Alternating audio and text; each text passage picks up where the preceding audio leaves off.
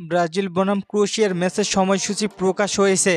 2026 বিশ্বকাপের আগে সবচেয়ে বড় প্রীতি ম্যাচ ক্রোয়েশিয়ার সাথে। 2022 বিশ্বকাপে ক্রোয়েশিয়ার বিপক্ষে টাইব্রেকারে হেরে বিদায় নিয়েছিল 5 বারের বিশ্ব চ্যাম্পিয়ন ব্রাজিল। এবার সেই ক্রোয়েশিয়ার বিপক্ষে ব্রাজিল মাঠে নামবে পুরো প্রস্তুতি নিয়ে এবং নেইমার জুনিয়র এই ম্যাচটি জিতেই ছাড়বেন, কারণ পুরনো হিসাব নিকাশ এখনও বাকি আছে। আজকের ভিডিওতে জানানো হবে ব্রাজিল বনাম ক্রোয়েশিয়ার ম্যাচটি কখন অনুষ্ঠিত হবে এবং কোথায় অনুষ্ঠিত হবে। এর সাথে আরও একটি ম্যাচের আপডেট জানিয়ে দেওয়া হবে। আর কিছুদিন পরে ক্লাব বিরতি, তারপরে জাতীয় দলে যোগ দিবেন প্রত্যেক ফুটবলার। এই বিরতি হবে 2026 সালে। 26 সালে মার্চ মাসের 31 তারিখে ব্রাজিল বনাম ক্রোয়েশিয়া মাঠে নামবে এবং ম্যাচটি অনুষ্ঠিত হবে ক্যাম্পিং ওয়ার্ল্ড স্টেডিয়াম অরল্যান্ডো। ম্যাচটি হতে যাচ্ছে জমজমাট, কেউ মিস করিয়েন না। তবে এর আগে ব্রাজিল মাঠে নামবে 26শে মার্চে। 2026 সালে 26শে মার্চ জিলেট স্টেডিয়ামে ব্রাজিল মাঠে নামবে ফ্রান্সের বিপক্ষে।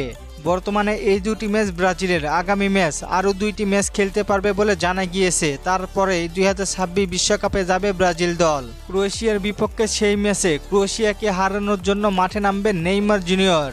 আর আমরাও চাই নেইমার যেন সেই ম্যাচটি জিতে যায়। এই ক্রোয়েশিয়ার কারণে আমরা বিশ্বকাপে হেরেছি, সেটার প্রতিশোধ আমরা চাই। আপনারা কি বলেন, ম্যাচটি জিতা দরকার কি না?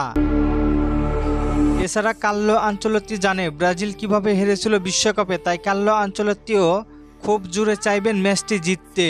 কার্লো আনচেলত্তির পরীক্ষা দেখেছেন সবাই, এবার দেখবেন তার ট্যাকটিক্স কিভাবে ম্যাচ হেরেও জিততে হয়। কোচ দিতে না পারলেও কার্লো আনচেলত্তি পারবেন ক্রোয়েশিয়াকে হারাতে। কার্লো আনচেলত্তি থাকলে হয়তো 22 সালের বিশ্বকাপে ক্রোয়েশিয়া গোল দিয়ে ব্যাক করতেই পারত না। আপনাদের কি মনে হয়, ব্রাজিল কি পারবে ক্রোয়েশিয়াকে হারাতে? জানিয়ে দিন কমেন্ট করে। আর চলেন আপনাদের কমেন্টগুলো দেখে আসি। মেহেদি ভাই প্রশ্ন করেছেন, কোস্তিতের স্কোয়াড আর কার্লো আনচেলত্তির স্কোয়াডের মধ্যে পার্থক্য কি, এই নিয়ে একটি ভিডিও দিয়েন। ঠিক আছে ভাই, দিবনি। তামিম ভাই প্রশ্ন করেছেন, ব্রাজিলের স্কোয়াড ঘোষণা কত তারিখে করবে? ভাই 2026 সালে মার্চ মাসে। ধন্যবাদ সবাইকে প্রশ্ন করার জন্য। আর ফুটবলকে নিয়ে নতুন কোনো প্রশ্ন থাকলে করতে পারেন, পরবর্তী ভিডিওতে রিপ্লাই করব। ধন্যবাদ।